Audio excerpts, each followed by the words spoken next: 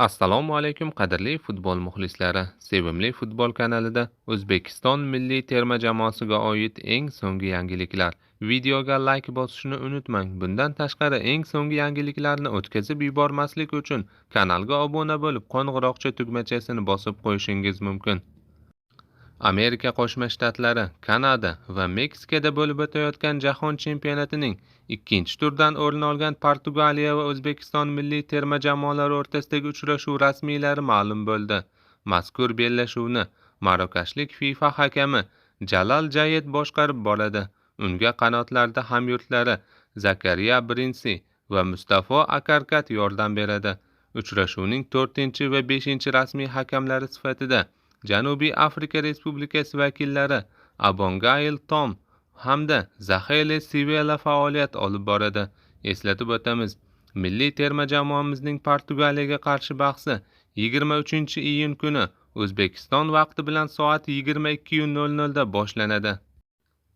O'zbekiston milliy terma jamoasi Portugaliyaga qarshi tayyorgarlikni davom ettirmoqda. Afsuski, oq bo'rilar muhim o'yin oldidan jiddiy yo'qotishga uchrashdi. Jahon chempionati birinchi turida Kolumbiyaga qarshi bahsda ajoyib o'yin namoyish etgan 18 yoshli himoyachimiz Behruz Karimovning eski jarohati qaytalangan. Behruz avvalgi kunlarda og'riq sabab mashg'ulotlarni o'tkazib yuborishga majbur bo'lgan va kechagi mashg'ulotlarda yakka tartibda shug'ullangan. Shuningdek, jarohatidan tiklanayotgan Odil Hamrabekov ham umumiy guruhdan alohida mashg'ulot o'tkazgan. O'zbekiston milliy terma jamoasining sobiq bosh murabbiyi, ayni paytda Navbahorda faoliyat olib borayotgan mutaxassis Temur Kapadze O'zbekistonning Jahon chempionatidagi ishtiroki haqida o'z fikrlari bilan o'rtoqlashdi. Jahon chempionatidagi ilk o'yin juda hissiy va mamlakatimiz uchun tarixiy bo'ldi. Hisobda yutqazganimizga qaramay, jamoa maydonda o'zini munosib ko'rsatdi, xarakter namoyish etdi va bunday darajada raqobatlasha olishini ko'rsatdi.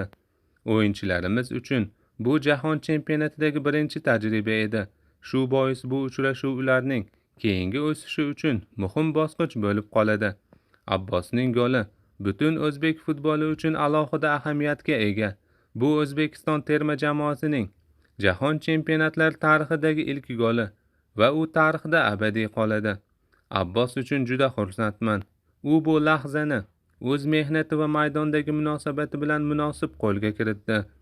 Guruhdan chiqish imkoniyatlariga kelsak, hozircha hech narsa hal bo'lgani yo'q. Oldinda yana 2 o'yin bor. Birinchi bahs shuni ko'rsatdiki, jamoamizda salohiyat bor.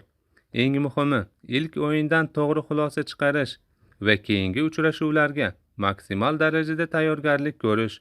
Shunda keyingi bosqich uchun kurashish imkoniyatlar saqlanib qolinadi, dedi Temur Kapadze.